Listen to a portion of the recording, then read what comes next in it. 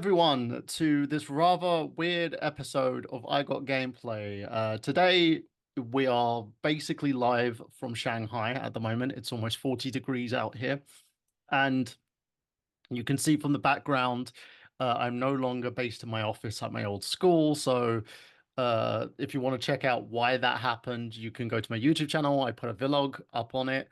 I've moved to Shanghai now, so I set up a little office here. Things will slightly change eventually.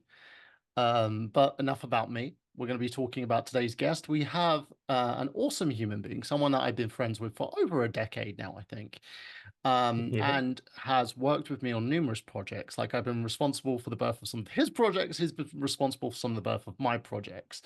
We met via a mutual friend.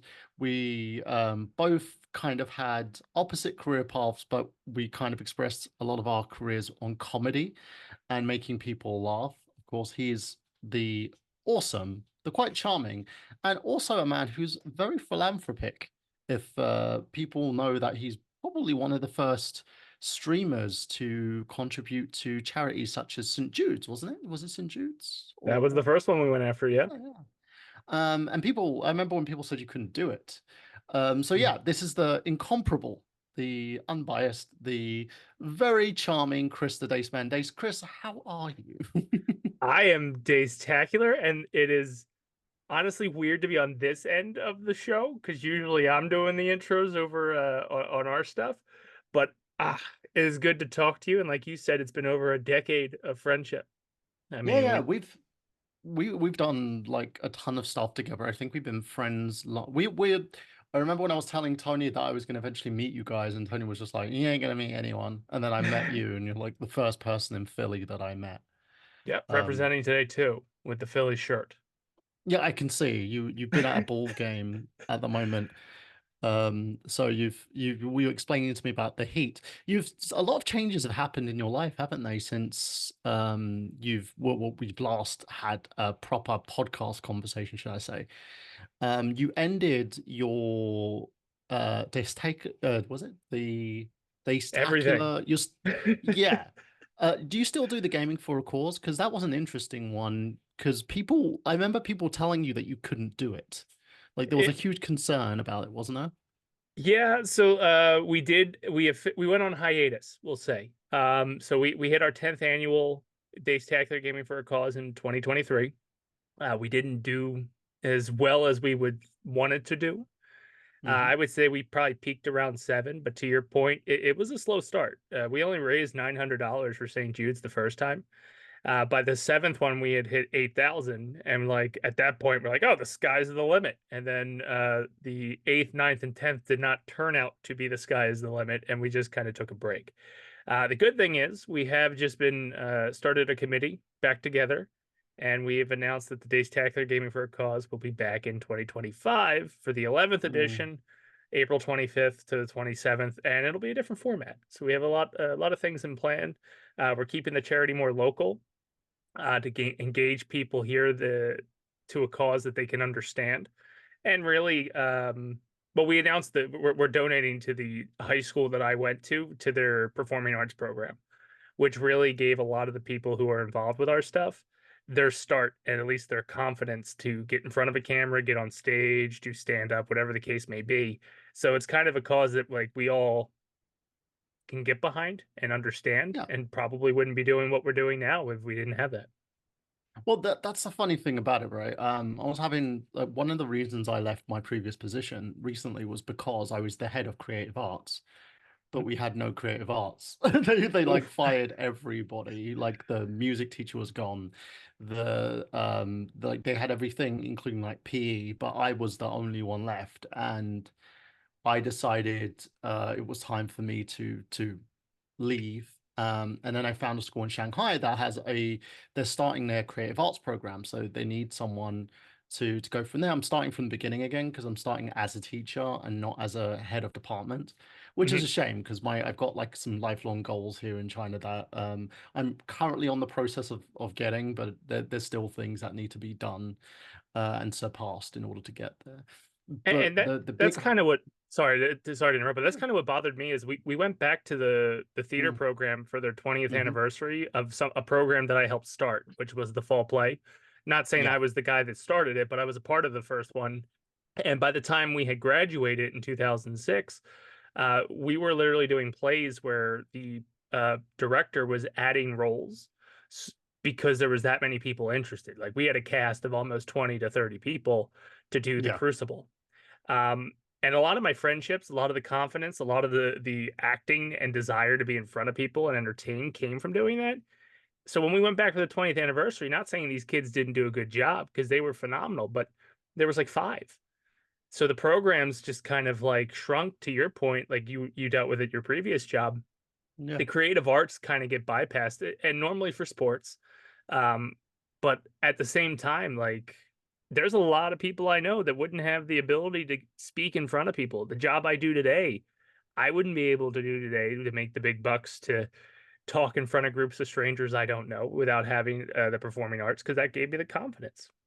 It's just mindsets. The problem is the people who have the money believe that acting, drama, like they're trying to replace it all with AI right now. Like Hmm. there's people arguing, they're going on strike and stuff, and you have these idiots who just sits there and goes, "Well, it's easy," and I'm like, "It's not freaking easy. I spent 20 years as an actor and I barely made a livable wage. It's one Hmm. of the reasons I moved into teaching, because I realized I needed to kind of clean up my act, so to speak." Hmm. And the whole issue and the burden surrounding it, like China is a very creative culture in itself. Like its nation is based on the arts. But because of loads of policies and procedures and loads of surveys that have been produced stating that we need core science, math, and even English has been taken away as a core subject and moved into kind of a secondary kind of subject, a conditional subject, one that you can have as an elective. And for me, this as a teacher, like a lot of people have to retrain, but I when I see someone move into a position, like I remember there was a school I taught 2 years ago, and there's a dude who's their drama teacher who was getting these kids to perform Hamilton. And I was like, why are you getting a bunch of Chinese kids to perform Hamilton when the Yeah. fucking play is not about that? Like the Hmm. context of the play, I like the music, and it's just like you dolt. And now their drama program is non-existent now. Like my friend who still works there was like, yeah, the drama program's dead. They've because they've run it to the ground. You have people who don't know what they're doing. You and the students get disinterested because you have teachers who don't know what they're doing. You have people put into those slots as drama teachers who have no clue. They don't care, and they're just like, oh, just do it amongst yourselves. And you will know as well as I, you cannot get a bunch of kids and say, organize. They won't Hmm. organize. The kids No, need you to give them some direction and guidance. You need to mentor them. adults don't even And then we organize all the time. no, we don't. Like, I have ADHD. My freaking organization skills are terrible. Like, Yeah. I was actually quite glad that you managed to book today's podcast for like 10:30, so it gave me enough time to get up at 10 past 9, walk my dogs for an hour before the weather. That was my cat. Walk my dogs for an hour so that we can get here. You guys, you will know. A part of being in the home studio now is you're going to have to deal with this. My cats are very fat and they like to jump on things. So they will jump on that wardrobe. You will hear a boom sound. It's usually, yeah, there she is, over there. Little Samus. Hello, Samus. Let's see if I can show you guys. We're gonna pick up the camera and show you Samus. Look, you can see her butt. She's now hiding behind the suitcase. Um, Technology, hey? You can just take an iPhone and connect it to your MacBook. So yeah, these are the problems. You're getting people to organize who cannot organize. You are creating a program that nobody cares about, that parents do not give a crap about because parents think you need the fundamentals and the core aspects. But these programs are the things, as you said, like you, I, others, some of the world's greatest actors who are out there now. Like I'm gonna go and see Deadpool versus Wolverine, or Deadpool and Wolverine today. Hmm. It's just releasing in China. Did not Um, disappoint. No I spoilers, don't. but it did not disappoint. Yeah, my I literally had to tell Mega Ran recently, like I was like, do not spoil it for me. I will kill you. Like I will come to America and end your life. Do not do that. Because like it I had a chance to see it on the 25th at 12 Mhm. at midnight, right? Yeah. I'm a diabetic 42-year-old man. This is not happening, right? My bedtime is at 10 o'clock. This is why China suits me so well. 10 o'clock bedtimes. So running over to a cinema, my Cineplex is like 11 minutes away by foot. Hmm. I have an e-bike because I'm a lazy fuck, so I'll just get on my e-bike and drive there. Um, Great thing about living in China is you have EV vehicles where you can ride a bike without a license. Nice. So yeah, it's pretty good. Like if it's over 50 kilometers an hour, then you have to have a license. If it's under 50 kilometers an hour, you can basically ride the bike without any issue, which is what I've been doing. But the like I can go there, I can watch the movie, but I don't want to watch the movie at 12 midnight because I know by the time it hits 2 in the morning, I've got to get up at 5 to walk the dogs because Lucky will poop in the house unless I take him for a walk at 5 a.m. Mhm. So, I'm like, fuck that. My whole equilibrium is going to be out of bounds. I'm going to feel really sick. I'll just wait till the 27th on the official release date and I'll go at 2 o'clock in the afternoon because I knew I had this scheduled and stuff too. But anyway, Sure. but this is what we're talking about in terms of acting and the way that things work. A lot of the jobs, like even the president of the United States, Donald Trump is a complete racist and fascist.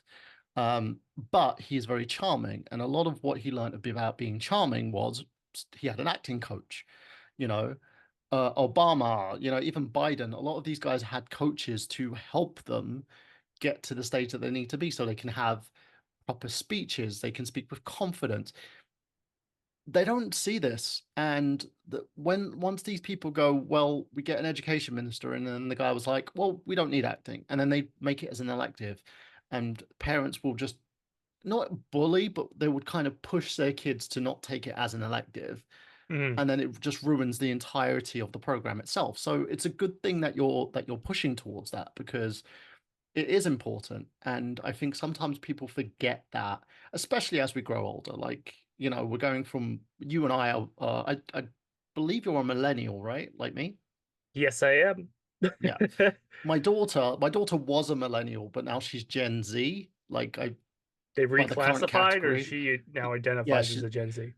no, she's reclassified as Gen Z Okay. because I was looking at the things because before there was no Gen Z. Like I think when you and I first met, that category didn't exist. It was just everyone was a millennial. There was like Yeah. pre-millennial and We post-millennial. we got a lot of flack for the people that were younger than us. Yeah, and so now my daughter will say things like Riz and all that stuff. Skibbity Ah, toilet. Uh, um, but like for her and me in terms of our ethos, we kind of have similarities because there's the idea of like technology and stuff like that too. And yeah, sure. and here's another thing, gaming comes with the idea of that spawned from drama and theater too, Well, yeah, things that to your people point enjoy. with Hmm. the gaming, there was two paths that could happen for me, at least in high school. It was doing Hmm. the performing arts after school, and that's kind of why Yeah. we're gearing to that for the Gameathon in April, or just gaming because I was a big Star. Oh God, this is aging myself, but StarCraft and Brood War, like the '98 version, like that was what I was into, and I was doing that almost every night until I got into that extracurricular. But to your point, when it comes to blending the two, I wouldn't have had the ability to get in front of a camera and do a charity with gaming because my gameplay is just awful. So I have to be somewhat Mhm. funny and talent per se on camera because the gameplay will not match skill. Oh, I'm a moderate gamer. Like it's quite funny. I have a podcast here called I Got Gameplay, but I'm a moderate gamer. I'm currently like my gaming has taken a back seat because I'm finishing my master's degree at the moment. And I own like 35 Switch games right now. Like it's completely insane the amount of games that I have owned and I have not played. Um but those are the things that we're looking at, and we can even look at like other things like even anime, Crunchyroll, stuff like that. Mhm. This is what acting kind of puts itself forward, but there is this kind of trend going on at the moment, and it's usually from people who have very conservative mindsets, so to speak, that they're trying to get rid of that. That happened in the UK. They kept trying to get rid of acting and performing arts jobs and try to get everyone to do security and technology and like IT STEM based roles rather Accountants than and performance. Yeah, they spreadsheet actually counters. funded scholarships and they basically said that they were going to no longer fund performing arts programs, which has led a lot of schools to close their performing arts Hmm. programs as we speak. I'm trying to kind of spearhead that in China to kind of bring about the idea of what drama should be because I believe it's important. But I have a plan for that, and I can go into that plan later on with people on another day, because this is about you. So you've had like changes in your life, like you're a dad, so Yes. Mazel tov. Thank you for that. I got a 2-year-old monster. That's the benefit of filming at 10:30 is he's assed out in the other room. Otherwise, he'd be making an appearance. Also, plenty of booze then, and chloroform. Oh, absolutely. You sugar them up real early and you let them run themselves dry. Yeah, this is I remember when my oldest daughter was little, her grandma came over, and every time she came over, she just pumped her with sweets, and this kid would walk around going, "Blah, blah, blah, blah, blah, blah, blah," and then 12 midnight, the kid's just like, Yep. and I'm just looking at her going, "Yep, she's out. Yeah, Not if he, much if we he can do." passes out too early, it's 5 a.m. smack on the forehead, daddy eggy now, and it's like, dude, it's 5 o'clock on a Saturday. You need to go put your ass back to bed. Yeah, if you don't, I'm gonna just knock you out. Just go. Yeah. Like, So I I've don't had care. him for about 2.5 years. He is a Hmm. ball of energy, so I don't know where the hell he got that from. But I've had Jimmy, who's my stepson, for about 5 years now, and it's been an experience. It's been interesting to mold a mind from the age of 3 to 7, and kind of put him on a path where he wants to do what I'm doing now with you. Yeah, Um, and it's just cool to see because I don't know if he would have been on that trajectory had we had not crossed paths, but lucky to have him. And then I've got this psychotic terrorist that's 2 years old that has my own blood and has betrayed me on every level, breaking all of my collectibles, breaking all my shit, throwing my PS5 discs like they're frisbees. yeah. Meanwhile, the stepson is the golden child. Why do you think I only have animals now? Like my kids are all old. Like my eldest is gonna be 17. Oh, Um, yeah, yeah, I remember uh, pictures when we first met. They were Jimmy's tiny. age. Oh my Yeah, god. yeah. I'm literally like showing my age, even though I look like I don't age. It's quite nice living Hey, in at a least you tropical have a country. 17-year-old at 42. I'm gonna have a 17-year-old and I'll be well into my 50s. So Yeah. So terrifying. like and anytime I like date now, I always just say to them, no kids. I don't want kids. Like if you have a kid, that's fine. I don't mind looking after your kid, but and mentoring your kid. Like I'm very much the same mindset as you. But at the same time, I just don't want to have any new kids of my own because it I, was like I've done all that. It's great, but now I just want to like, be an adult and mess around and have fun.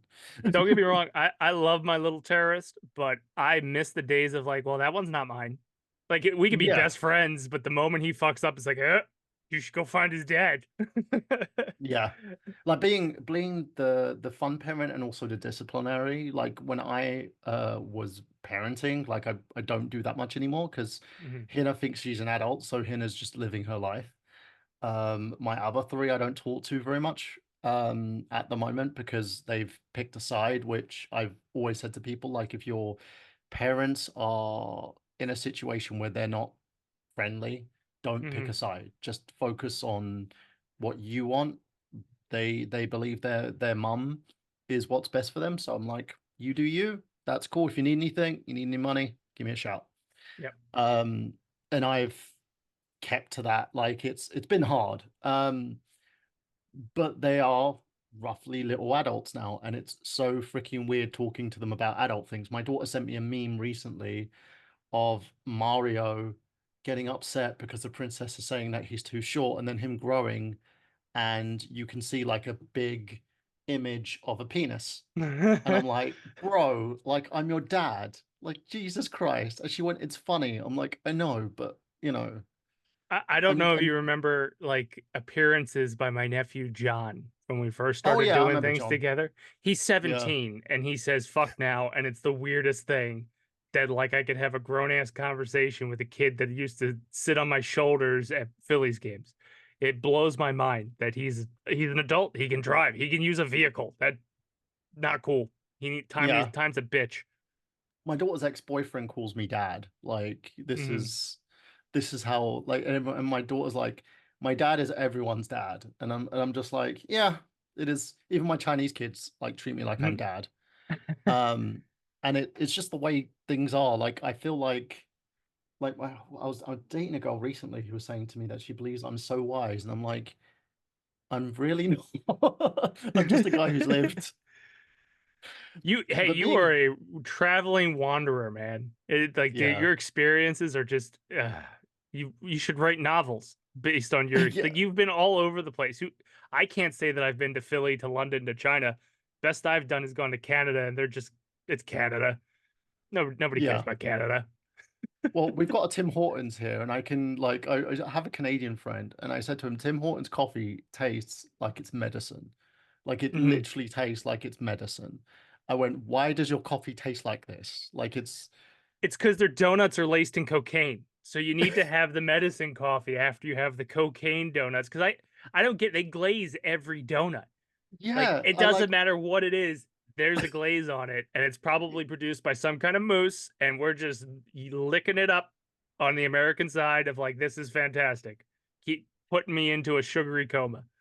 bro, like the funny part about living in China is I get the most American shit here. Like they have a lot of American foods. We Do we have a they? Sam's Club. I'm a Sam's But Club member now. I bet it's 10 times healthier than actual American food. No, no, these are imported shit. Like they've got the imported stuff. Like the Chinese stuff is healthy, but the Hmm. American shit is just literally the Saturated American stuff. fats out the ass, Yeah, yeah. gluten Like they've everywhere. got Jimmy Dean's. I literally was watching a Jimmy Dean's commercial because I have a VPN. Hmm. And when I watch YouTube, I've got like an American IP address that's tethered to that. And I was looking at a commercial for Jimmy Dean, and literally I'm at Sam's Club doing some shopping because I needed to get like some pizza, I got some bread, got some Hmm. like other little bits and pieces. Um, and once I'm in there, I see Jimmy Dean's, and I'm like, got the commercial going through my head of this old man talking about, "Well, you want breakfast? This will fill you up." And I'm just like, Just like "Oh, they mom have to, made on Sundays for us after yeah, church. Jimmy yeah, Dean we got." sausage. We got the sausage, we got the egg, we got Do you the guys got have has grits made it your way? no, no, we haven't got Oh, grits you yet. were so Like, lucky. That shit is nasty. It looks like but bird shit. we have everything. Like we have Carl's Jr., we've got like Five Guys. But Uh so, as someone who's eaten in America, because you've been over here a couple times, yeah. right? Is the fast food over there healthier? Because the one thing I noticed about Canada, they would have McDonald's, they would have Burger King, but their food wasn't as disgusting as a Burger King or McDonald's in America. Like the wrapper wasn't soaked in grease type thing. Well, the thing about China is just as unhealthy in terms of their fast food as America is.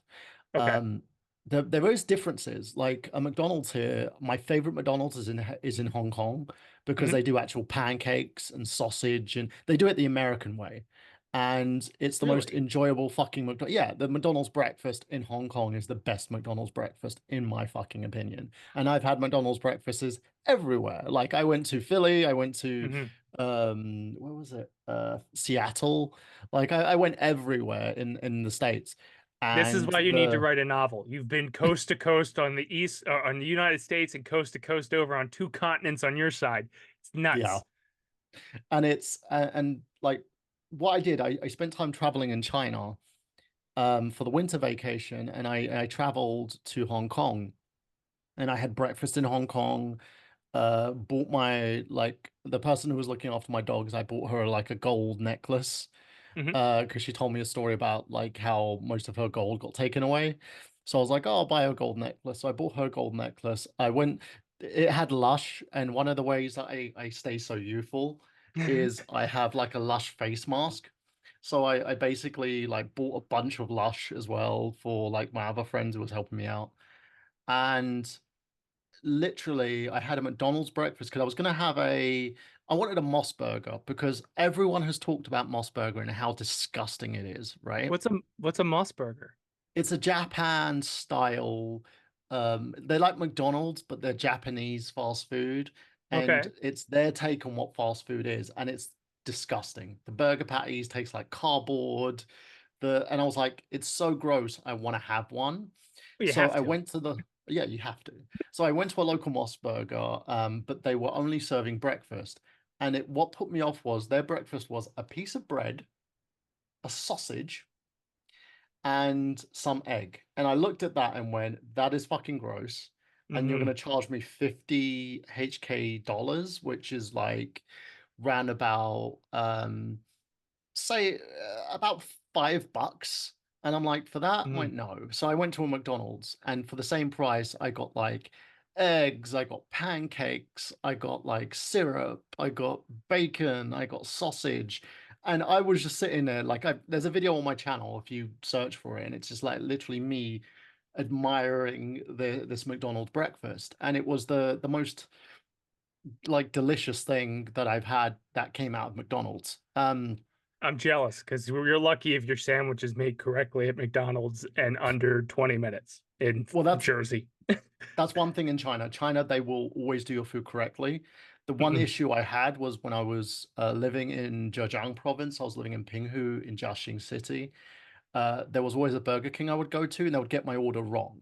But they wouldn't get it wrong as in I would get like less food or things were misprepared. They would give me someone else's order on top of mine. Like I would So have about double order.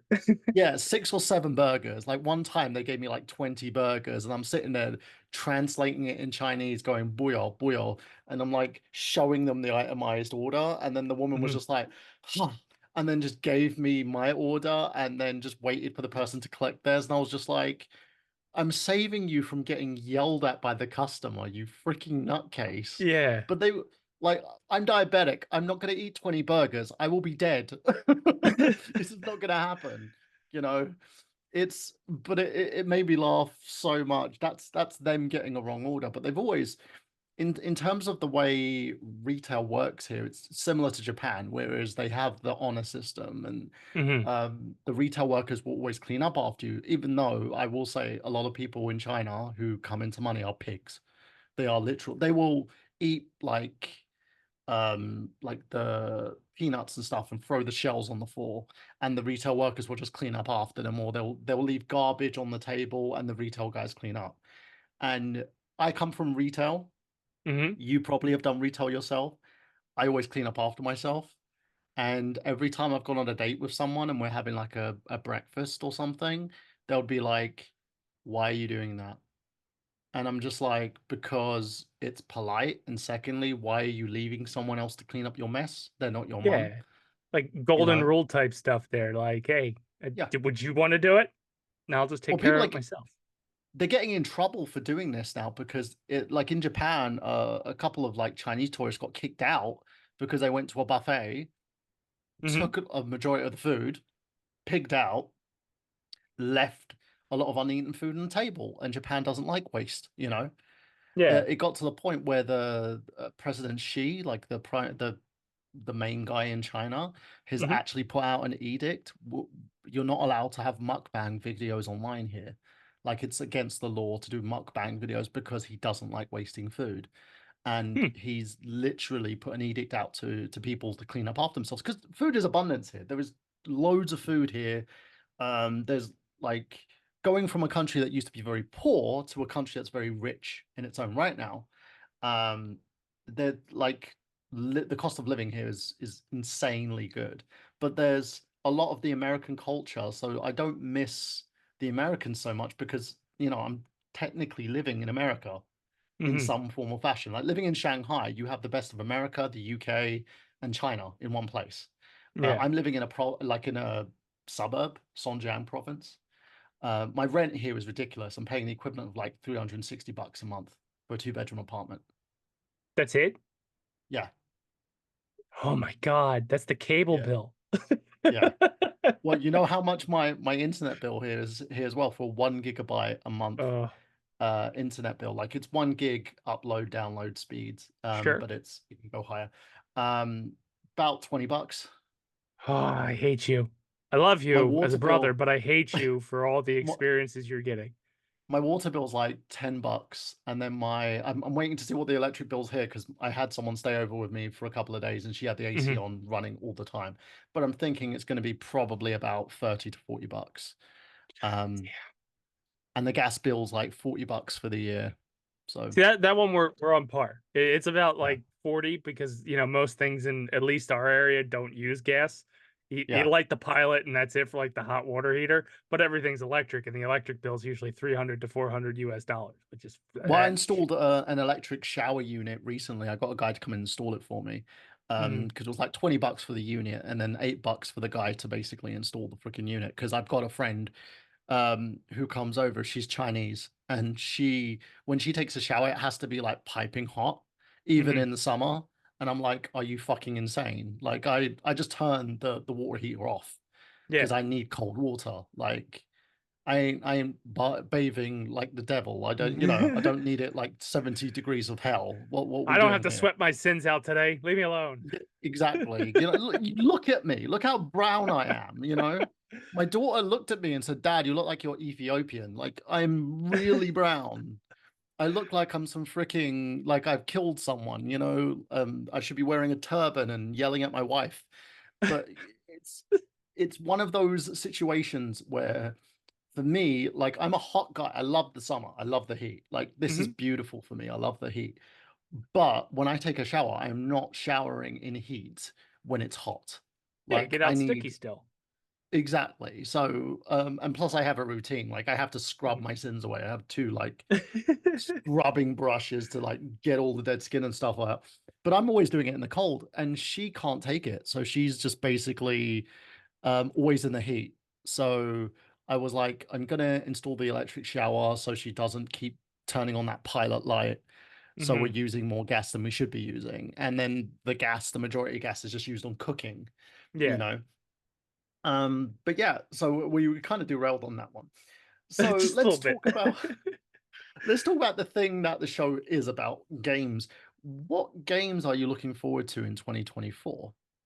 So the big one, I got a lot of reservations out there, and you know my history. I reserve everything, play nothing. But Yes. the two that I do plan on playing is the Star Wars Outlaws that's coming out next month. Super Hmm. stoked for it. Not soaked. That's a water gun, but I'm stoked for it. Hey, I you could actually be took the soaked demo. for it. You could literally have wet pants just by thinking about it. Just a little bit. I mean, I'll have to change underwear after we get done talking about it, but I'm excited for that, and I keep forgetting the name of it, but I'm super excited for the Legend of Zelda with the Wind Waker, not Wind Waker, the Ocarina of no, what the fuck am I thinking? The The one where you basically play you're Zelda. yeah, you're playing Zelda, but it's the Mhm. animation style of It's the the new animation style, the one of Link's Awakening. yes, that was the one I was thinking of. And I played Yeah. that game straight through start to finish when that came out. So I'm excited for that because it's My very daughter, rare to get me into a game. my daughter got me to order Super Princess Peach for her. This is one of she always goes, "Dad, you know how much you love me. Can you buy me this Eh, game, please?" Did she like it? She loved it. Because And I have it, but it's in the wrapper. it's like literally she said it was so good. I'm gonna buy myself a copy. I'm gonna eventually buy my. I've got like 35 games in my Mhm, apartment that I haven't played on the Switch. And again, another benefit of living in China is we get access to games that you guys can only get on digital download, but I have physical editions like No More Heroes Collector's mhm. Edition You and suck. Phoenix Wright 1, 2, and 3. I have like, hey, dude, if you like, they're region free, so if you wanna Mhm. um So, ever want any games, I can send them to you. are you getting Lollipop Chainsaw Repop as a physical Hmm. edition? Oh, Hmm. you son of a bitch. Again, I love you as a brother, but I hate that you get so much better stuff than me right now. Dude, they Because have I'm excited for that. Nintendo. I pre-ordered the Nintendo Championship Edition in the UK. I got like some stickers and trophies and shit, right? Yep, I got The that. Very HK nice. edition has the Famicom controllers with it, Oh, plus a fuck book, me. Fuck me. plus stickers, plus cards. So it got everything that London got, plus more. I've got to buy it again because the HK edition, because I bought the London edition, the UK Hmm. edition. My daughter's sending that to me, but then I checked on Taobao and they had this edition, and I was like, I've got to spend another 70 quid. I would have two editions that I'll never get to play. It's good, but they got the collectibles. That's the key thing. I was Well, I'm impressed gonna, that they actually gave collectibles with this because most games yeah, are yeah. just like, "Hey, your bonus is you got the season pass that you were probably going to pay for anyway." Well, this is the thing. I've been paying for season passes. I still haven't played the season pass for the last Pokemon game. I need to do that, Hmm. and I haven't purchased the season. Like my friend got me Luigi's Mansion 3 recently because she was like, I know you love Luigi. Hmm. Do you want this game? And I was like, yeah, sure, buy it. You know, it's like 25 bucks. And I saw that they had multiplayer DLC on that, and I still haven't gotten that yet. And Hmm. there's other games like I gave my daughter my Streets of Rage 4 because they have the complete edition, including DLC. I'm just going to buy that or the complete edition of Cuphead. Hmm. So there's a huge load of games that I just what I do is I go through the app and heart each of the ones that I want, and then if I've got a little bit of play money at the end of the month, I just pick a game and just buy it, Nice. add it to the collection. Just don't play it yet until I'm less busy, which is like never. Oof. Just because I'm studying and working at the same But time. you're dealing with the same thing I'm dealing with. The kids Hmm. are benefiting like crazy off of Hmm. our love of video games. We get to look at them, but they're getting to play them. Yeah, it's I had it with my dad. Mhm. My dad used to buy himself video games all the time. And we used to have like family time. Like it's not only great for my dad ever did because he was a complete jerk, but Mhm. that's between me and my psychiatrist one pack. Um, he was basically would do a session where we'd sit down and play video games, and the whole reason I played the ColecoVision, which was a variant of the Intellivision, which you guys had, was because of him, like the Atari, everything like that. Then Mhm. there was my older brother with the Sinclair ZX Spectrum, the Amiga, the Amstrad, all these UK shitty consoles that were made. And then in 1989, when I got my first Nintendo Entertainment System and played Donkey Kong, that was my kind of doorway into owning something that was mine. With my kids, they benefited rather early because they had a Wii U, which I purchased for them. I Mhm. bought a Wii secondhand, and only one thing that was wrong with it: the disc tray was blocked. And then I modded it with a copy of Legend of Zelda um, at the time, modified the console, attached a hard drive to it, and just gave them a shitload of games that they could play. So from the Wii all the way to the Switch, where each of them got an individual Switch console, I've been told that the majority of them destroyed their Switch consoles, apart from Hina, because Hina has an OLED, and I told her if you destroy that console, I will kill you. Um, she like they play what they play, and every time a game would get released, like the new Animal Crossing came out, I bought them all a copy and bought myself a copy so we could play together, even though Animal Mhm. Crossing is now banned in China. um Really? we would Is it then, because of the yeah. capitalism aspect to it? No, capital China loves capitalism. Okay. The It was The because fucking people were saying raccoon? no, it was just the message boards. People were saying some anti-China stuff on the message boards, and President Xi did not like Uh, that. that's one way to get a game banned.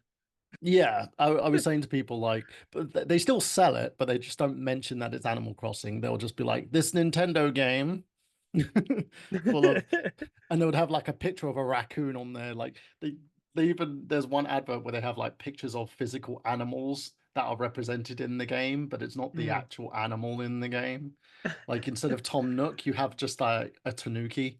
Um, but the whole thing, like with me, their benefit was every time I would buy a game, I'd want to play with them, so I would purchase a copy of that game for them too, so everyone Mhm. would own a copy. Even my nephew got in on the action as well because I bought him certain games. But Sure. Now it's usually just me and Hina, and Hina now will directly tell me what games she wants, and then I'll just buy it for her, and then she'll play by herself because Mhm. she doesn't have time to play with Dad right now, and Ah, Dad don't have time to play with Hina right now. Because we're but both like she's moving on to her college life now, and I'm mhm.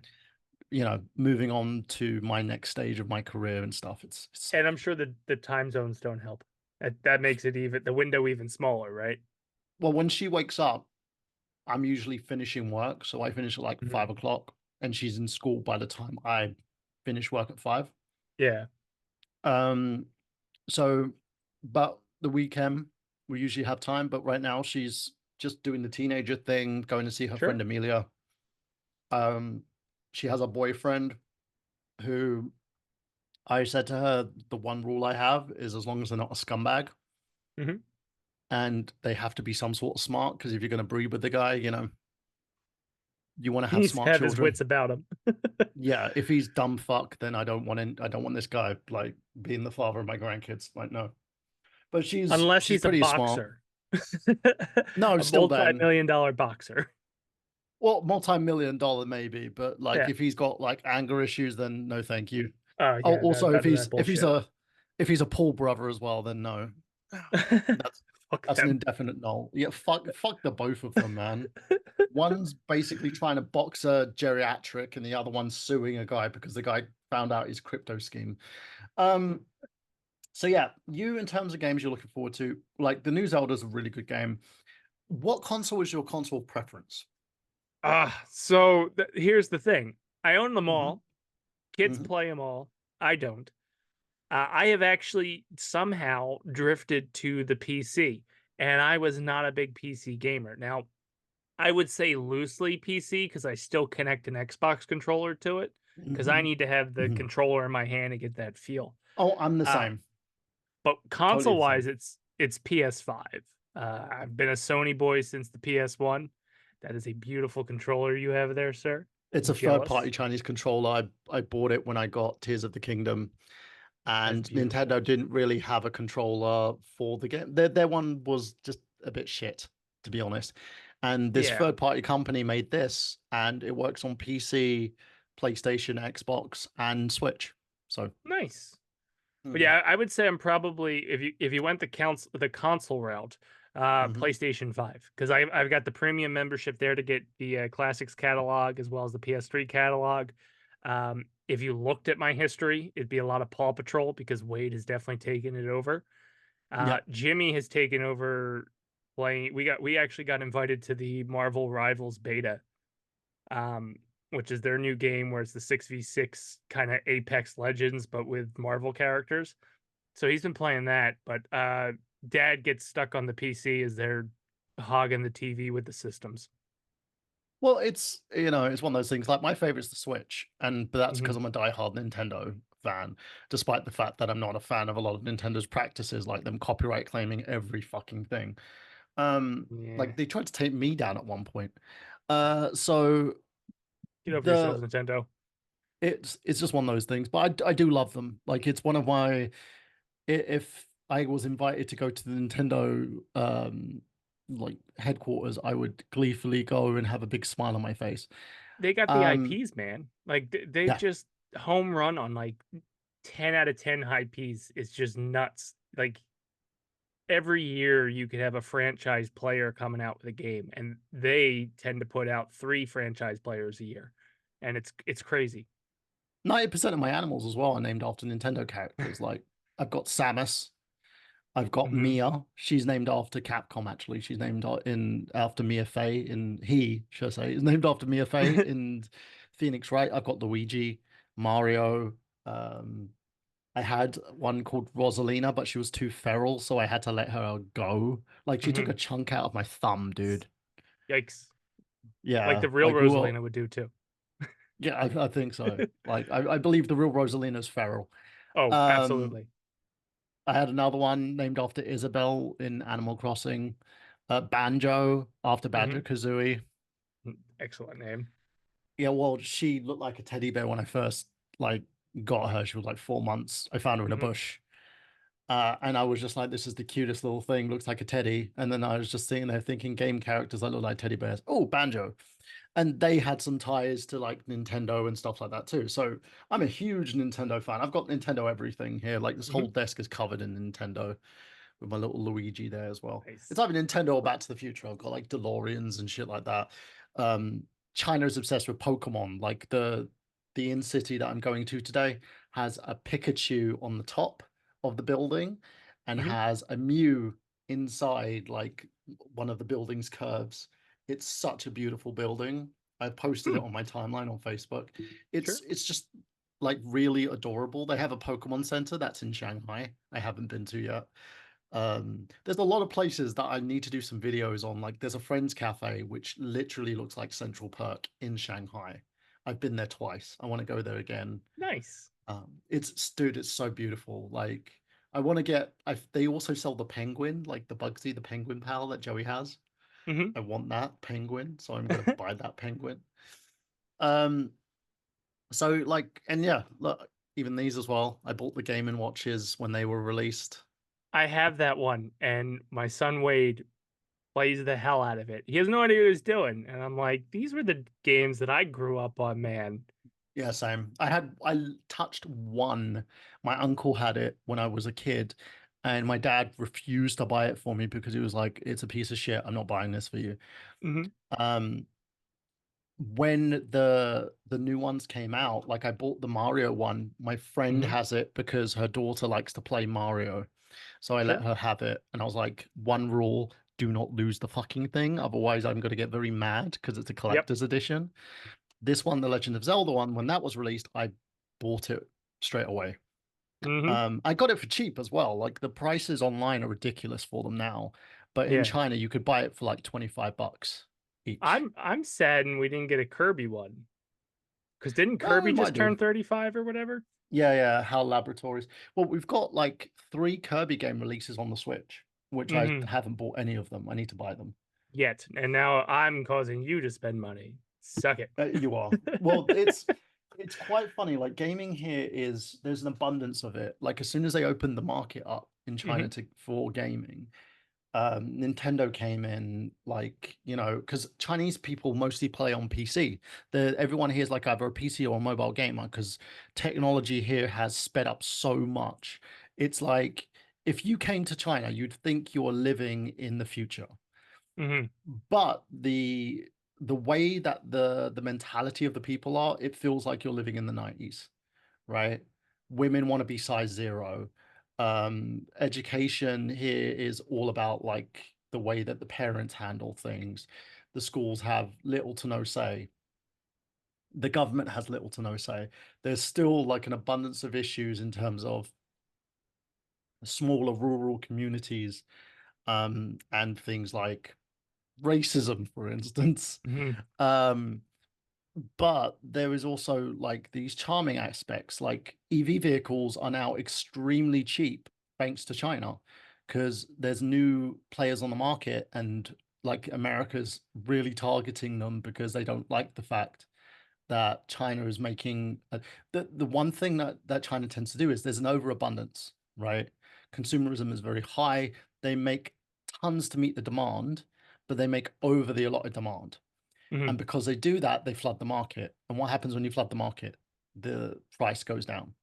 Hmm. So, like companies like there's a company called BYD, Build Your Dreams, that's making its way into the Western market.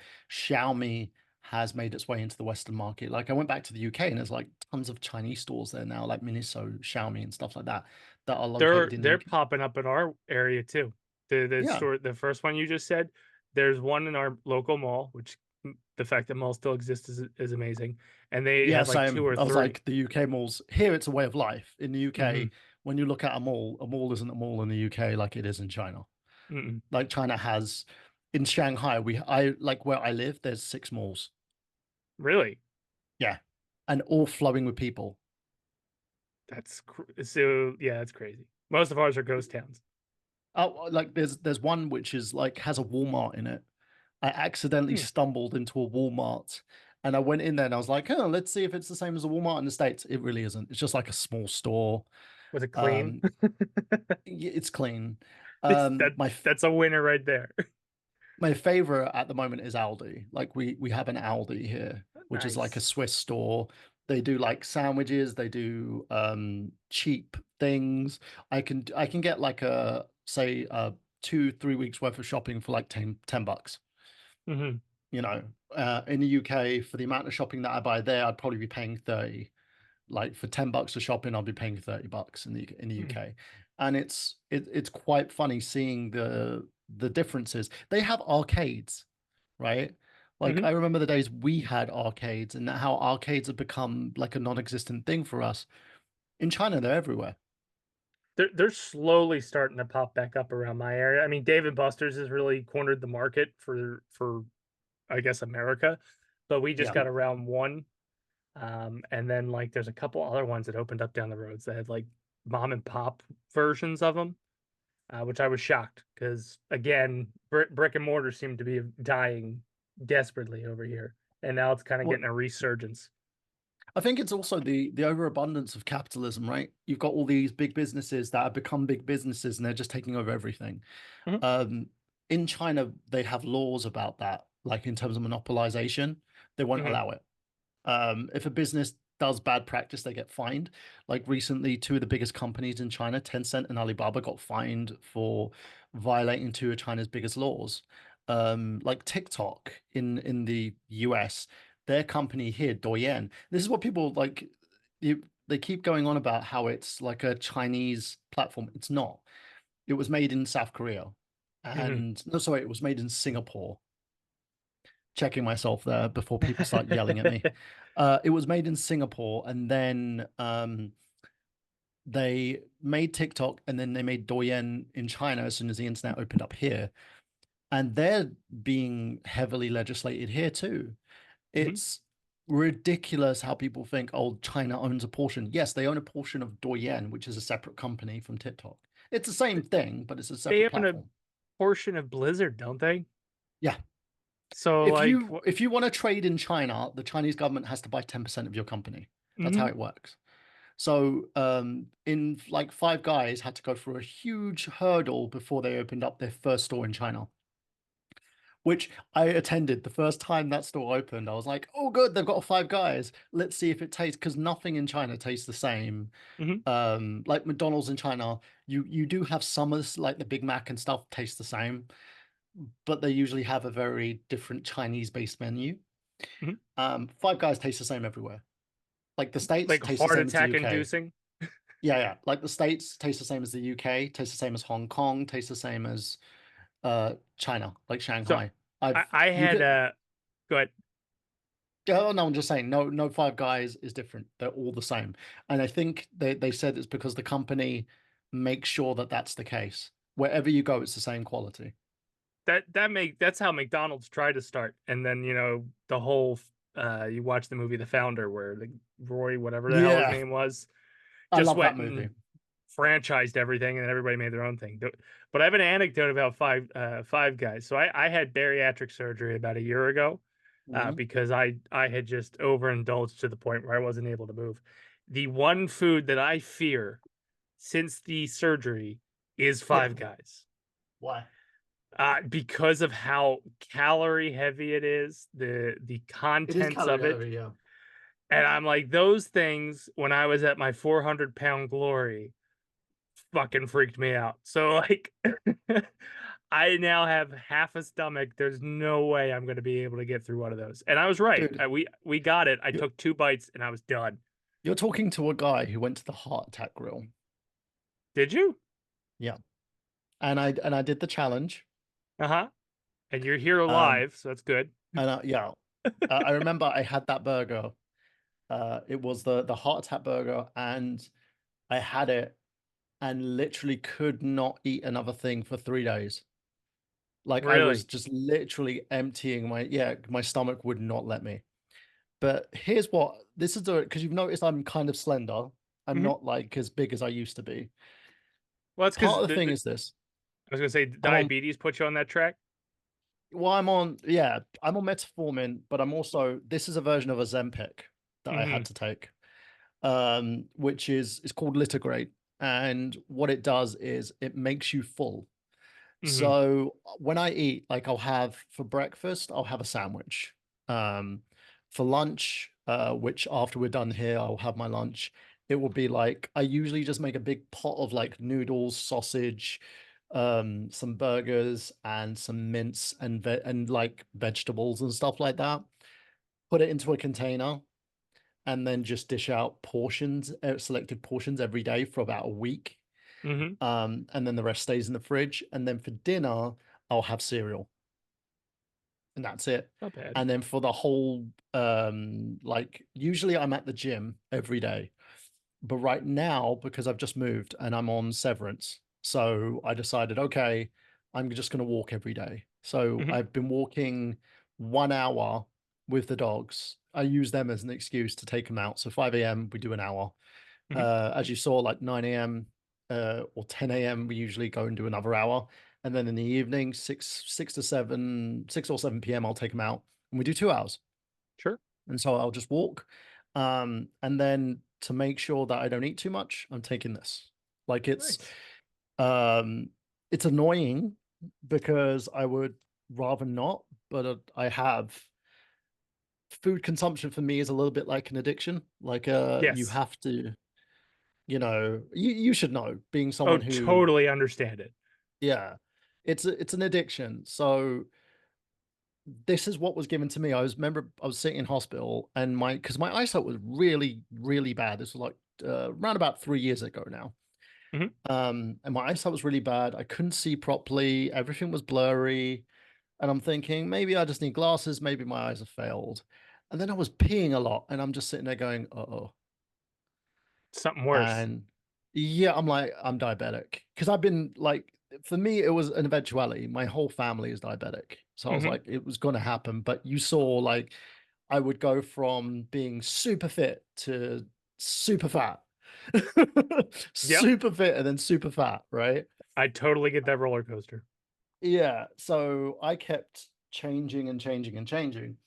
And like I had two doctors, and the problem with China is they have matter of fact doctors. One Mhm. doctor was just like, my girlfriend who I was dating at the time, the guy was just like, he's fat. Just blunt. Yeah, he's fat. The other doctor was like, "Man, do you have a family history?" And I'm like, I do. She was like, probably a family history. The other guy was just like, he's fat, like Scott Steinering me, he's Mhm. fat. Uh, I and don't this, like him. He's just fat. yeah, he's fat. Samoa Joe, you got your Oh. diabetes. Sitting there at catering. Yeah, like my doctor was Scott Steiner. So he basically was just constantly calling me fat, right? And Mhm. I'm just getting really annoyed. And he goes, we don't know if you're type 1 or type 2. And I'm just like, if I'm type 1, that's it, ticking clock, I'm gonna die, right? Yeah. Because your kidneys will eventually fail. Like I'll probably live to like 60 or 70, and then that's it. But I'm type 2 and it's reversible. So they put me on insulin for about 4 months. And they said, right, within 4 months, we will check you again and then we'll get you off the insulin. And then hopefully we can officially diagnose you. Within 4 weeks, I got off the insulin. Damn. Yeah. So they gave me this and they gave me an insulin pen. Mhm. And I kept crashing every day because I was walking the dogs, which was healthy. Plus, I was going running, I was swimming, I was just like constantly because I went right. I'm not gonna fucking end up like my dad because my dad died because of his diabetes. I'm not gonna end up like this. He went from a type 2 to type 1, Mhm. and that's unheard of. Like you're not supposed to be able to do that, but he did. Yeah. So I I was like working out constantly, and then I was within 4 weeks, I constantly would get really irritable. I couldn't think properly. I was all foggy, and then I just messaged my girlfriend at the time. And was just like, I'm really like my sugar keeps crashing, and she goes, the doctor was like, can you try and wean off the the insulin? And I'm like, yeah. So I weaned off the insulin, and my sugar would stay like at 6, 5, 6. And the doc was like, how frick did you do that? And I'm like, what do you mean? She goes, no one has ever, like, because Chinese people are stubborn.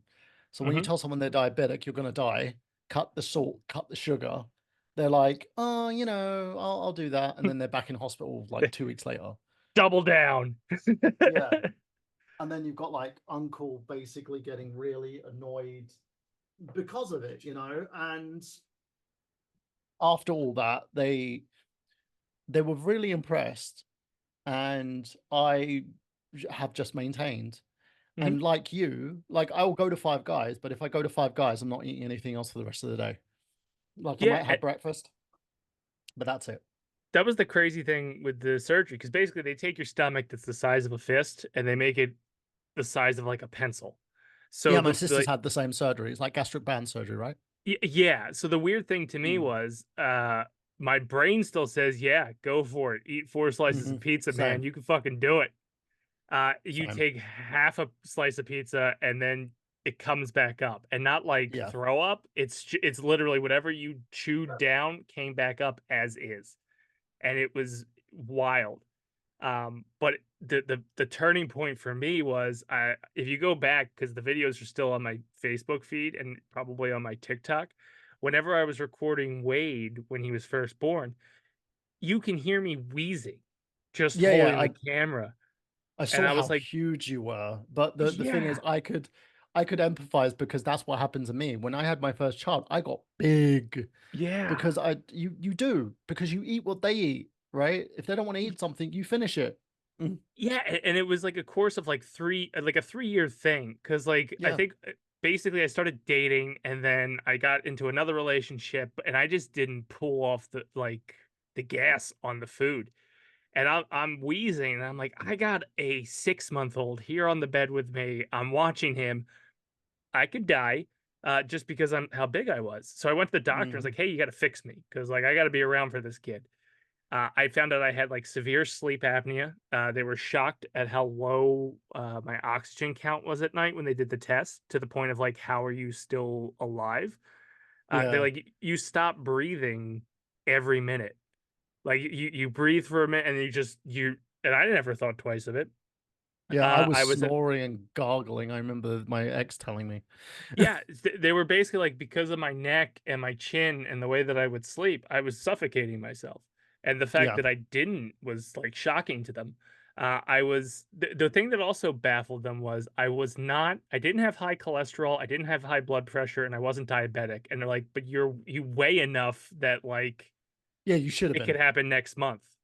Yeah, like it was a so similar with my situation. They were just like I was weighing like 100 kg.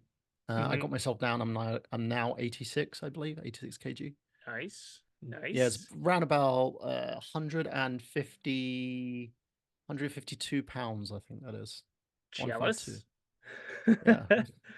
I peaked at 400. I peaked. Okay, I hadn't been to a doctor in 12 years, so when I got on the scale, they said I was 400. Doesn't mean that's what I peaked at. That's just the first time I got on a scale in forever. Mhm. Uh, I am now down to 248. You look a Um, lot healthier. that's what like I can run now. I can squat. I can pick him up. I'm not wheezing. Um, I didn't like. And I I bet your knew I sleep was is so bad. much better. Oh, 100%. And, like, if I get it, 100%. But Mm, I didn't realize I had gotten that bad. Like, I knew I was mm, bad because like, I would house a pizza and not think twice about it. Like, "Oh, I can eat 5 slices." Like, that's not normal. Like, that shouldn't it's not healthy. Now, the joke I make is after I had the surgery and stuff started going back to normal, I noticed that my son, my stepson, and Jess were eating more. And I was like, were you guys always scared to get second helpings because of me? Like me being 400 pounds, you didn't want to lose some digits because you thought I would bite them off trying to get to it. Like that mhm. kind of hurts as a fat guy. Um, but No, it's I'm a it's the same. Me and my kids used to eat tons. Like mhm, we would hoover up food. right. Um, It's easy. and yeah, it was like even now I still eat very quickly. Like Hmm. when I go on dates and I'm eating and the girl's like not even halfway through her food and I've eaten the whole fucking thing. And she'll look at me and go, "Do you want any more?" And I'm like, "No, I'm good." The Just the scary thing with this surge, like rice sneaks up on me, pasta sneaks up on me, and usually mm, breads because like I'll eat those like a normal my normal speed, but it expands as soon as it hits my stomach, and it's like, okay, you overate, get to the bathroom, everything's coming back up, Oh no, and yeah, it's the worst. it's similar with me. Like if I have too much carbs, I will, and I have like coffee, I will be in the Mhm. toilet just coming out of my system. Like So um this is gross, but do you find that you drop a deuce less now? Because that was something that was told to me before yeah, the surgery, and I went, "Bullshit." And then, like, I think the first 2 weeks I didn't go, and I'm like, "What's happening to me?" And he's like, you're same. eating liquids. Like, Once you or can't eat solids yet." once or twice a day I would have it. Like the first Mhm. time it would be like this long, like freaking like a snake in the fucking toilet. Yep. And all the time. And this was pretty much similar to you, like after 3 days, because as soon as because they were like, oh, we need you to stay 10 more days at the hospital. Mhm. And I'm like, fuck off. Just give me the insulin, give me everything. I'll sort myself out. Right. Yeah. Am I like, is because when I was in hospital, I looked like I was dying. My whole Mhm. face was like gray. Right. And I had some color in my skin. I looked a lot better because they were just pumping me full of insulin. Yeah. And I went as soon as I went home, I was just like exercising and just doing my normal thing. I just started walking with the dogs and doing like 10 push-ups. And then day three, I was like, oh, I need to poop. And I just pooped and it was just like the whole toilet was full. And I was just sitting there Everything going, came out. what the fuck? Is this normal? Yeah. And I'm trying to like ask the doctor. The doctor's like, yeah, totally fine. Don't worry about it. Like, but I'd be doing it like once a day. So Mhm. now it's usually once or twice a day, depending I'm where my body wants jealous. to go. Yeah. It's still maybe every 3rd day just Mm. because my intake is so low. The biggest problem I had was dehydration, um, Same. because I don't drink enough. I didn't drink enough before the surgery, and then after the surgery, I couldn't put as much liquid into my stomach like I used to be able to, Yeah. so I drank even less, and, like, Me I was think too much within the coffee. first week. Yeah, I mean, I'm a big energy drink guy, or well, kinda still am. Yeah, I used to be an energy drink guy. Now I'm a coffee guy. Like I don't even, it's been like 12 years since I've Mhm. had a can of Coke. Oh, bravo! Because like, I lasted, 2 months. Yeah, no, I remember when I no actually it's 6 years because I if you remember I went on that thing for like a week. It took me 2 weeks to wean off Mhm. Pepsi Max because I was drinking like a big 2 five liter, right? liter bottle. Yeah, Yeah, yeah, like a 5 liter bottle of Pepsi Max every couple of hours, right? yeah. And I was just downing it like it was water. And I'm just sitting there going, this isn't healthy because I could not sleep. Mhm. So I was getting like stomach pains and everything. So I just went, Yeah. right, I'm gonna wean off of this. And I went from that to juice. Now then when I got diagnosed with diabetes, I went from juice to water. Mhm. And literally I've got like a huge 20 pack of water there that I just shove in the fridge. Mhm. I have another 20 pack of water in the other room. And I just plow through it. And again, it's really cheap. I pay like 40 RMB, so it's about $4 or $5 for 2 cases of water. Bring it home, So shove them in the jealous. fridge. Yeah, I just shove them in the fridge and just drink, drink, drink, drink, drink. Because I know I have to hydrate myself, especially in this weather, because like it's 40 degrees outside. Though you need Mhm. to fucking hydrate yourself as much as you can. But I still drink a lot of coffee. Starbucks is my home. They know me by name now. They Yeah. know me as my Ke. So the last question I got for you about, like, the whole weight thing, do you Mhm. still find that you're moving around like you are a tank? Because I still move around like I feel like I'm a bigger dude, and I'm getting burnt out of energy and not lifting things as great as I used to just because I don't have the mass behind me anymore. Well, I do have the Ozempic symptoms. Like the symptoms of Ozempic is where your muscles start to atrophy. Ooh. So I'm not as strong as I used to, like, especially in this arm right now. This arm is Mhm. strained because I was running a lot up until I moved. I was running every day. I was going on the treadmill every day, and I think I herniated the tendon in this arm, so Mhm. I can feel like it's not as bad as it was, say, last week, right? Sure. Um, so I'm kind of glad that I'm giving myself some time to kind of recuperate. So there's that. but I've also had back issues. Like I had to have surgery here for a back problem that happened in the UK. Again, went to the gym, I tore my back, Mhm. and two of my discs, my L2 and L5 discs, exploded because I just wouldn't like. They were like, "Oh yeah, you're fine." And Sure. then when I got here, I was having pains. It got into my ligament inside my leg, like hit the nerve, and then Mhm. I had to get the bone removed from the sciatic nerve and get the bone like sanded down, and then Sure. that was resolved. Did you find that, like, when you were losing weight, more injuries revealed themselves? Because I had that problem, and the doctor even said to me, like, "Hey, you were 400 pounds where basically your fat was pushing against things, and Yeah. now you've lost a whole person, so things are moving a little bit more freer, and that's why you're noticing that you have a shoulder pain and why you have a hip pain because there's not that pressure anymore, everything's looser." I think before I used to have a lot of pain. Not Mm, much now. Like I still have the back pain, but I've still got a herniated disc. One of the discs is still herniated. mhm, Um, but they said it hasn't exploded yet. And he's like, once it explodes, come see us. yeah, The apart from that, no. Like I do have issues because I walk too much. I've got blisters in my feet. Like my mhm, small toe was like that big yikes, because it had so many blisters on it that it kind of pressed against the muscles. So there was like this it was going purple. And mhm, then I got like this medicine, cleared everything up, and just started bursting all the freaking blisters on the bloody thing. ouch, But that's it. Like I don't really get much pain anymore. Like I'm not my quality of life is a lot better.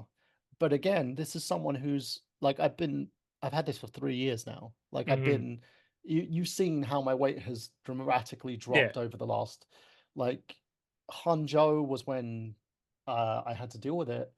Then in Pinghu, I've been there for 2 years and I've kept the weight off. I'm now here in Shanghai and I've still kept the weight off. I have had issues where I've eaten like I have binged, mhm, um, but again, that's always going to be an issue. But all you need to do is to make sure that, okay, if you're going to binge, then you need to exercise to balance make it, sure that yeah, because even though I binge, I'm still going to shit. yeah, Like my body will not let me yeah, keep it in. yeah, I won't retain it. I won't get fat. Like even now, I'm a little bit bloated here at the mhm. bottom because I had a sandwich this morning. Um, but like I know that once I've had my lunch and a coffee, I'm going to end up pooping it out because my body doesn't retain it. Um, and I've been eating a lot more protein to kind of help with the muscle repair a little bit Yep, and the tendon absolutely. repair. Um, but I've like when it comes to bread and food, I've been trying to just cook more for myself as well because also I'm managing my money. Like I have to admit, one of the best Mhm. things about coming to work in China was I managed to go from having a 0 credit score, on the verge of bankruptcy, to now having a pretty high credit score, like a good credit score, which I'm going to keep working on. I've got investments, I have stocks, I have savings. Nice. This is shit that I would never have ever had if I kept going down the path that I went down. So I feel like reflection is a good thing. But I'm like with you, you're a different case because you've had. I remember when I first met you, you already bought yourself a house. You were already in a position where you were working and you weren't necessarily happy, but you Still were not, so it's working. fine. Is it how are things with that? Let's ask So about I that a left little. that company, that we were at when you and I had first met. Yeah. Basically, they got bought out by a hedge fund, and I did a podcast on it after I had left about, basically, it went from a mom and pop shop to a publicly traded company to a hedge fund company, and they're no longer in business. Um, Because I and I remember you were got doing the out. marketing thing and you hated the travel. Because Yeah, I'm I was part of their IT team that was rolling out their system. mhm, Um, and basically after that, the system rollout ended out in 2014, but yet we were yeah. still on the road trying to fix them operationally. And by 2022, uh, I was on the Titanic. I saw the iceberg. I stole a Mhm. lifeboat, and I went back with some of the guys I had met in 2010 who helped us roll out the system. And now I'm working with them as a consultant for other companies. I still hate to travel. I travel still. We live in a Your weird pay age. packet must be increasing though as a consultant, because that's a It really good. it is, but I still don't it's not keeping up with America per se. Oh, Uh, America's in the shitter though, dude. Like in oh, terms of inflation, everything has gone. If we want to talk eh, politics, yeah, and I you live in know, the fifth worst state when it comes to cost of living. If I lived in middle America, I'd be rich. Living in the state of New Jersey, it's rough, and the but it's also because of sacrifice. gentrification as well. Because they've literally, like, I remember when we first were hanging out, well, with Mhm, like online, yeah. you were living way above the threshold. Like you were doing Oh yeah. really well. Oh, for Um, sure. but you could And see how then gentrified it's become. it kind of puttered out, and I didn't keep up with the rate increase that should have went with the job. Yeah, I'm not complaining. I'm personally doing well. I made the mistake of getting in a relationship, having 2 kids, and now I'm poor because it's a household of 4 rather than a household of 1.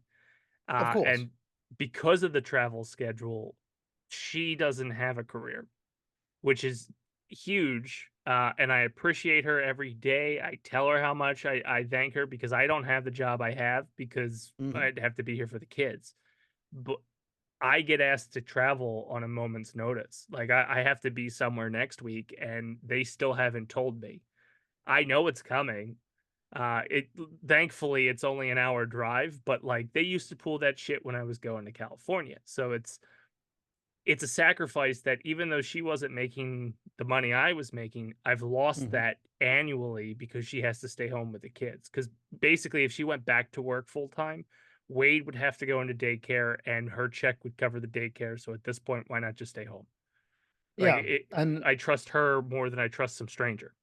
well, there are other things that she could do. Like she could go online and Mhm. go for a degree or a master's or Oh, whatever. You know. she does a lot of so the benefit is she does a lot of flea market stuff. Like she Mhm. has a thing called Box of Jess where she creates a lot of things out of resin and does a lots of arts and crafts and all kinds of Mhm. those knickknacks and stuff like that. And she'll go down to a flea market and sell it. And she can make a good 100, $200 at one of these outings.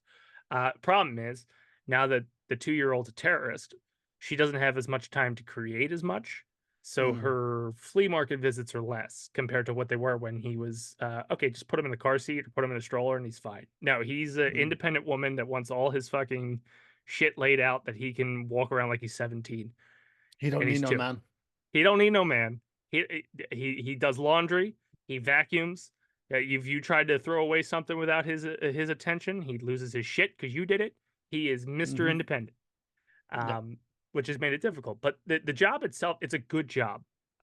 It's a young man's job. I know I'm not Mhm. old, but like after traveling for 15, 16 years, I'm tired of it. And You I've have to be been vocal. acclimated. Like it's one of those things of enjoying it, right? Like one of the, I remember when I moved to China, Mhm, one of the worst things about my job is you have to move. You have to keep moving. I don't like moving all the time, mhm. but I do it because I know if I don't, then I'm not going to get paid what I want, right? If I stay in Exactly. one location. Yeah. So I get it. Yeah, and it's again, it's not a bad job. Like if I had this job out the gate when we first met, I'd be living large. I'd probably be in a position where I would be telling people to travel at this point, which is where I thought the other company was taking me. And Hmm. then when the guy retired that I thought I was going to replace, and they didn't name me as his successor, that's when I bailed. Said, "Fuck this Was it shit, like I'm out." one of their friends, one of their executive friends who came out of Oh, Harvard Law School, or some shit? they abolished the position, which was the first sign that the iceberg was coming at the boat, and it was like, They did this with "I'm me out." too. Yeah. I had a similar experience, but mine was more to do with my visa than anything else because the Mm, company was just basically on its. I was on a sinking ship, but I was on there for 2 years, and I kind of knew it was a sinking ship. mhm. And I kept giving new ideas and ways to kind of help the company, including like marketing ideas, ways to help the students, ways to make the courses better, including the English courses. They hired my whole thing is when they hired a third party company to put on a play. Mhm. I'm the drama teacher. So they You bypassed you and went to someone else. Here's the worst part. They got them to put this play on within a week, just so they could film it and put it out as advertising material. I That's told nuts. them you need to go to like school kind of exhibitions and stuff to recruit students. We need adverts. The writing on the wall for me was when they took the adverts that I was in and they cut me out of them. And I was like, they're gonna fire me. Mhm. Right. Well, it's not that they're gonna, because the thing in China is they have to pay you severance because they're breaking your contract. Unless I do something very, very bad, they Yeah. cannot justify getting rid of my contract. It's a very Americanized kind of system in a way. So I basically was like, right, let's have a conversation. I know you want to get rid of me. Oh, we never said that. I was like, stop. It's I'm not kinda gonna have obvious. you. Yeah, it's like I'm not gonna have you ring me up in the summer vacation and make me feel anxious. Let's sort of deal that now. Mhm. And I was lucky because I had 20 interviews and got 8 callbacks.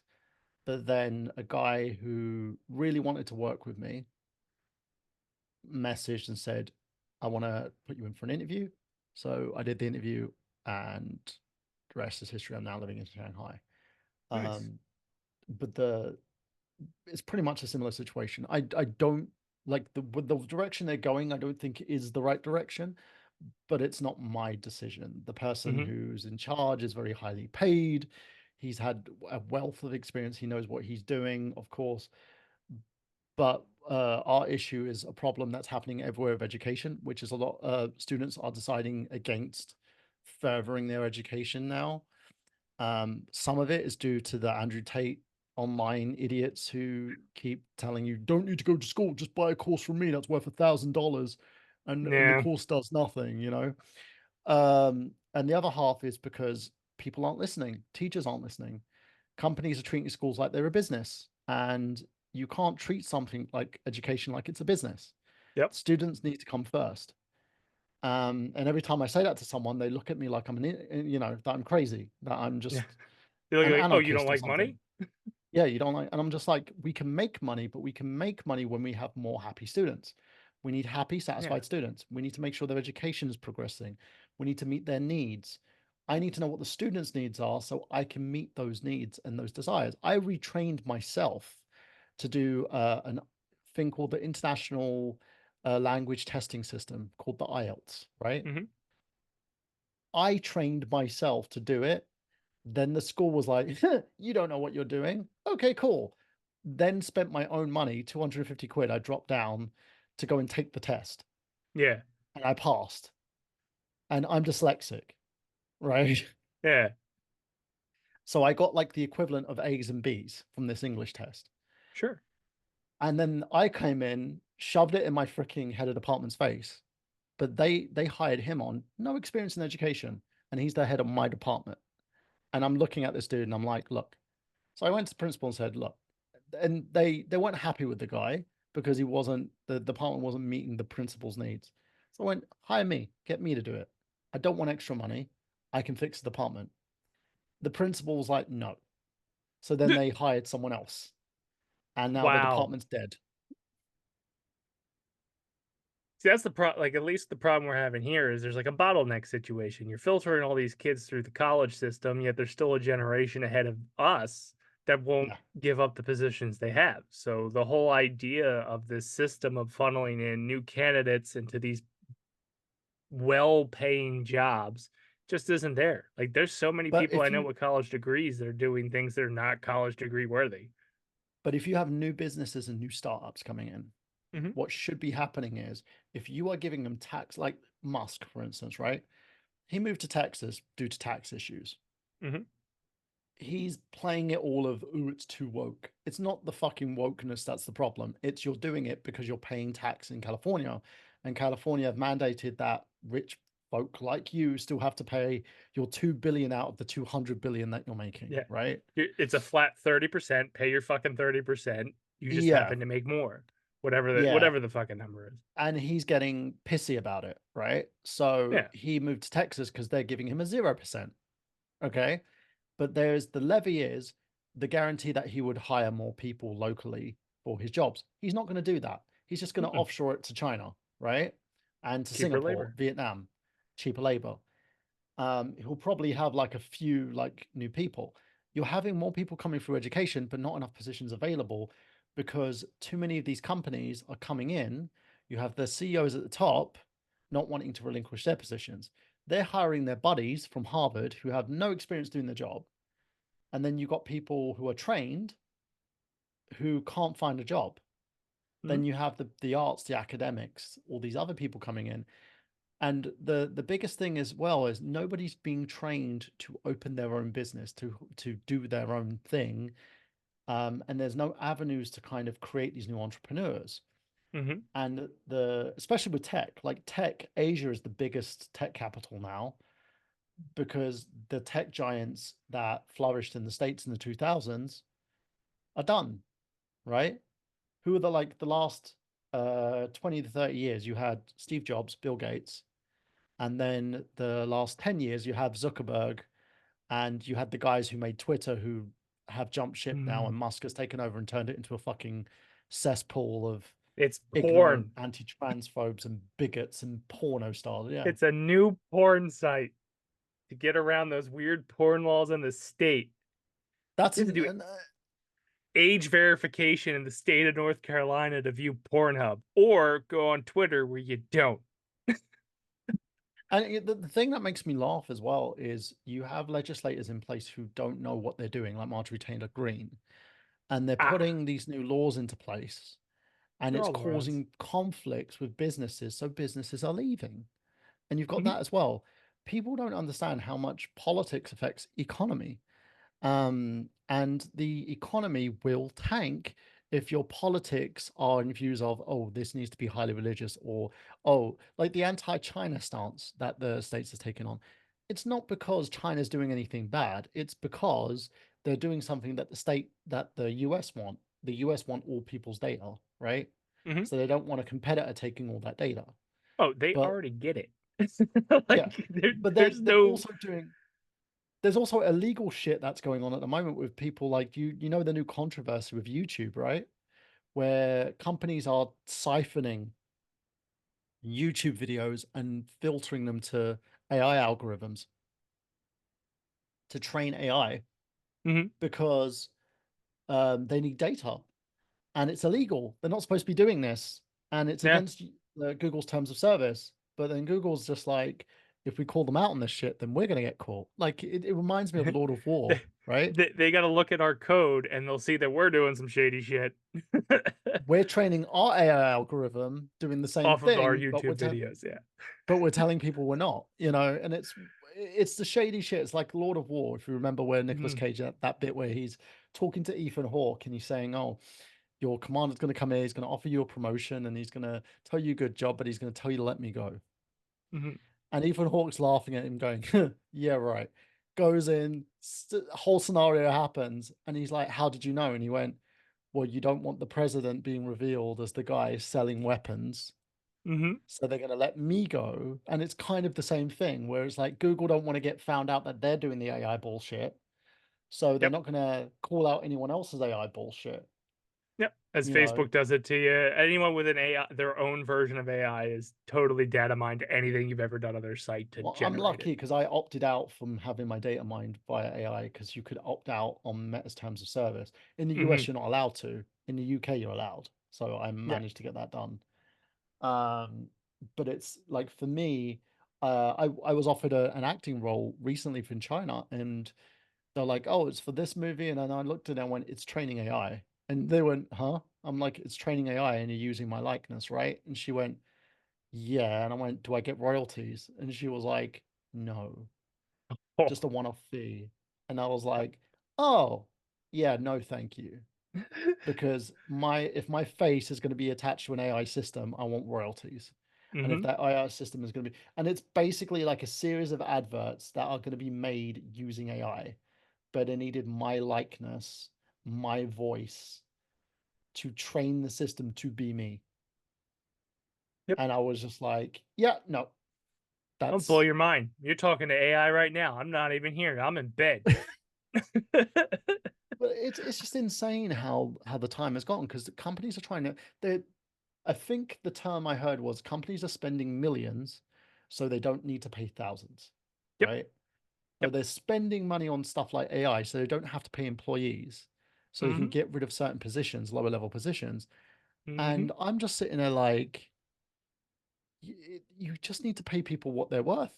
One of the last projects that was brought to me before I jumped ship on that fucking Titanic, Carl Icahn, who's butt buddies with Donald Trump, this company wanted to build a, we'll call it a cube, but essentially a warehouse, Hmm. completely automated. It picked itself, it packed itself. You just needed someone to take it from the fucking belt to the truck. So it would eliminate like 30 to 40 people per warehouse if they Hmm. built this. And they're sinking, like they sunk a couple 100,000 just to inquire about it. They never did it, but like Yeah, because it's going to they were cost billions. yeah. Oh yeah, and their mind is you don't have to pay the 30 to 40 people. You don't have them on, you don't have to give a robot health insurance. You don't have to give a robot PTO. You don't have to give a robot a 401k. But the robot needs to be modified. The robot needs Mhm. to be serviced. So Yep. you're still going to need people. You're basically hiring higher level positions Yep. to fill a lower level position. And this is Yep. what I say when people say, "Oh, they're going to replace my job with AI," and I'm like, "Don't need to worry about it, because as long as you're willing to be retrained, you'll Mhm. be fine, Oh yeah. right?" Someone's got to tell the Like, AI what to do. yeah, I'm educated. Like, when we first met, I only had a bachelor's degree. Now I have a postgrad, and I'm on the verge of finishing my master's, and Mhm. eventually I'll be on my professorship, right? Yep. Um, but to me, looking at this stuff, like I'm also self-trained. I can, like, I've been wiring the apartment. I've figured out how to change the outlets and stuff, and that's what I've been doing, adding some extra technological outlets and bits and pieces and re-crimping, because the one great thing in the apartments in China is they wire the internet outlets like they're plugs, right? Mhm. So you can all you have to do is just take an LIN adapter, just shove it into the wall, and then there's Hmm. a box inside the apartment. You can open it up and you've got all the wires connected to the box that you pay your monthly subscription for, right? Nice. So I've been rewiring the entire apartment because the last guy didn't do a good job. He was like one or two wires into the proper outlet, and I've been rewiring everything, recrimping everything. I've got my crimping tools, my tester box, um, and just playing around with the making sure that everything works the way it's supposed to be. And I did this by retraining myself. And the problem that people have right now is you've got all these business people who don't understand technology going, how can I utilize this technology to make something so that I can save money? But they don't save money. They just Nope. have a huge tax loss of over $1 billion Mhm. paying for this thing that they don't need, that there's no reason to have it, but they just do it Yep. so that they can hopefully one day, reap the benefits. But the problem is that's never going to happen because these robots, it's going to take 30 to 40, even to like 100 years for these factories to become a reality. Mhm. And then secondly, there's going to be other issues in terms of upkeep, in terms of servicing, also in terms of like whether these things are sentient or not, because you're going to need to give them ways to use critical thinking skills. Like one of the things my job in China is to teach people critical thinking skills because Mhm. no one has knows how to do it, whether it's managing money or basically teaching yourself a new skill. Like the amount of times I've gone to someone in management and said, "We have a problem. How do we deal with this?" And them go, "Let's just wait.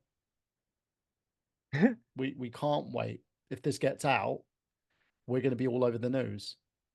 Or if a parent goes to like the a TV news broadcaster and starts saying stuff they shouldn't be saying, we need to look at that. Or whether it's promotion, oh, let's just wait.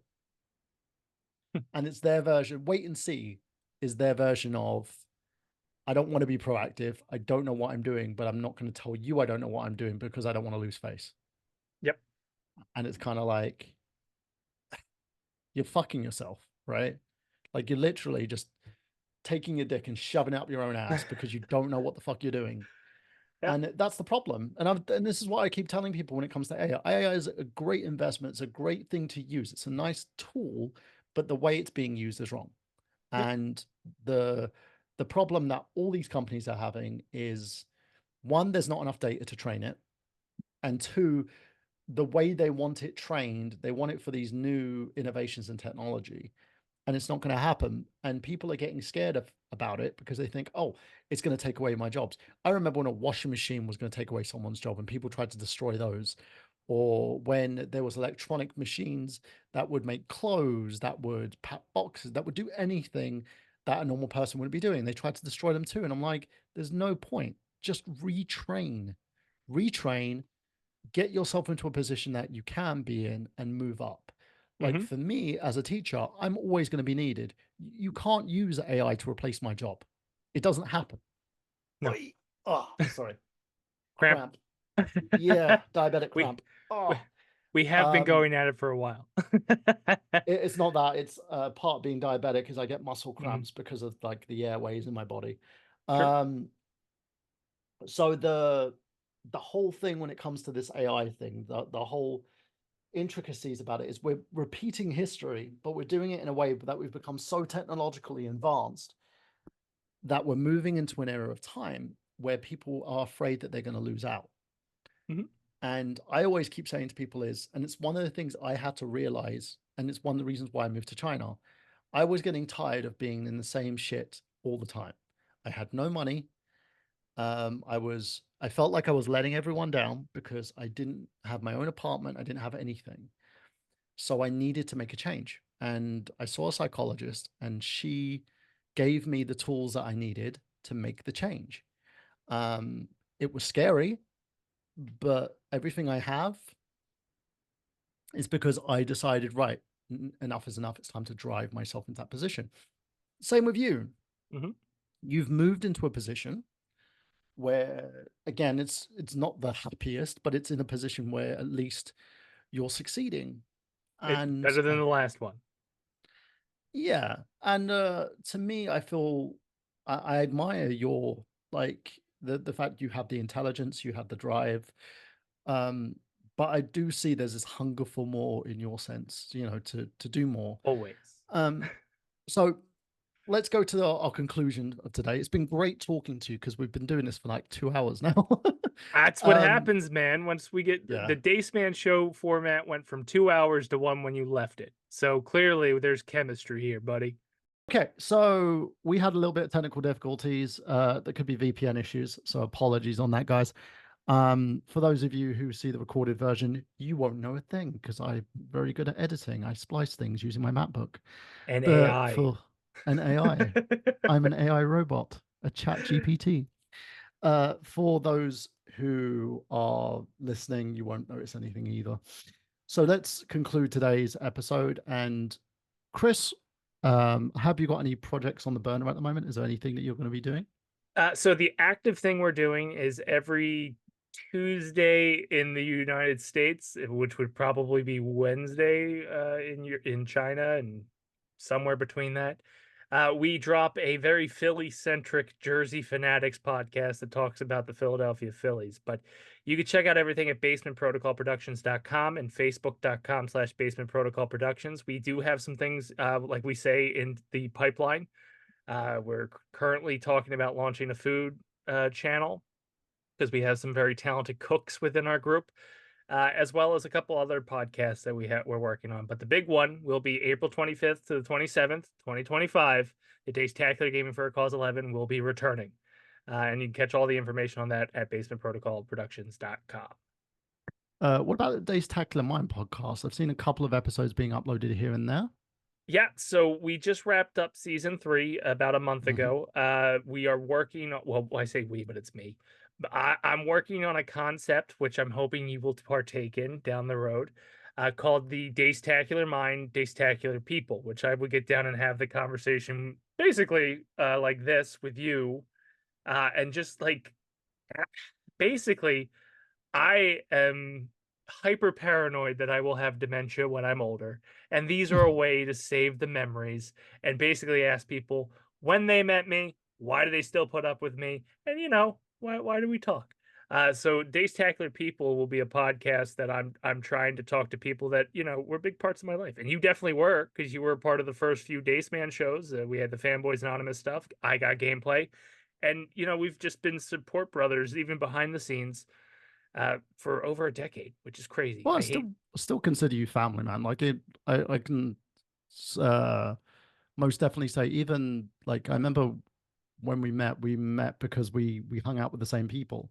Mhm. But then eventually we became closer friends than those people. Yep.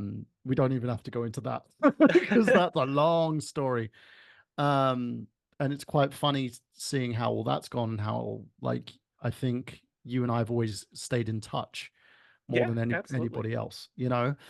And that's even like the Fanboys Anonymous group of people, like the majority of them are just living their lives now. Everybody's kind of come and gone like it was a buzzword, Mhm. where for me, like one of the reasons I brought back I Got Gameplay was because I wanted to talk about people, find out more about people, gaming interests, of course, and stuff that, that you guys like, but also find out where you've been, because I think it's important. I think knowing you and understanding your journey is the most important thing. And I think with everybody that comes on the episode, and it's kind of one of the reasons I do it once a month now instead of Mhm. like every week, because it gives me a chance to digest things, to do this on my own time. I also own the copyright to I Got Gameplay now, so anybody who tries to take it away from me can go and fuck themselves. Um, Get it, girl. yeah, exactly. That's when the money's going to come. Um, but at the same time, it's you know, the one of the reasons I wanted to get you for the episode is because not just the fact that we're friends, but I always see you as like a very interesting fellow in your own right. And there's a lot more I think we can touch on eventually, maybe in the later episode if people like this episode as much. And find out more about who you are as a person, because I think it's important seeing how far you've come, because like we've had a similar path. You've had the gastric band, Mhm. I've had the diabetes, and like taking a variation of a Zempic in order for me to lose my weight and get myself in. We're both fathers in a way. You're Yeah. more of a later stage than me, um and uh we're both basically, we have the same ideas, the same love for what we do and passion for ourselves and our families, so it is important. Um, the last thing I want to ask from you is, what are you playing currently? What's the game you're playing? Oh, you mean you have all hundreds and thousands of games that come out a year? Mhm. Minecraft. Saying that, that is a game that never ages poorly. Like I've played it so much. I've got a server, so I'll give you the link to that server actually, Okay. because like I bought it originally for my daughter and everyone to play. So it's good for everyone. I'll get everyone Yeah. to come and play. But I like to unwind on that too and just Yeah. go and dig and find some stuff. I still haven't. Mind numbingly just digging and listening Yeah, to music. yeah, and just finding as many ores as I can. And I like building houses. Like I've built like 10 houses in Minecraft as well. Mhm. So yeah, that's a great little interesting game. Ladies and gentlemen, if you have any comments about the episode, please leave a comment below if you're on YouTube. Make sure you give us a like on Spotify. You can find us on anywhere that podcasts are, as usual, with the back catalogue of our episodes as well. And that's it from me and also from Chris. And this has been Michael Burhan, of course, letting you know that we've got gameplay. Have you?